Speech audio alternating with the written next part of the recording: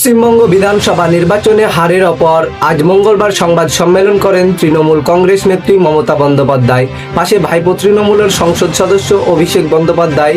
5 মে 2026 কলকাতা পশ্চিমবঙ্গ বিধানসভা নির্বাচন হারের পর আজ মঙ্গলবার সংবাদ সম্মেলন করেন তৃণমূল কংগ্রেস নেত্রী মমতা বন্দ্যোপাধ্যায়।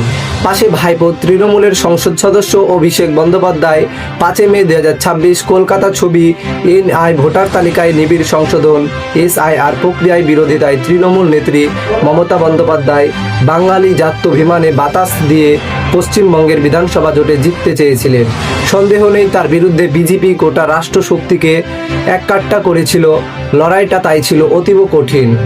তবু মমতা ভেবেছিলেন সাংগঠনিক শক্তিতে ভর দিয়ে সংখ্যালঘু মুসলমান ও নারী শক্তির ভরসায় উতরে যাবেন। 15 বছরের প্রতিষ্ঠান বিরোধিতার যাবতীয় ক্ষোভ বাঙালিয়ানা নামের কার্পেটের তলায় চাপা দিতে পারবেন। বাঙালি ও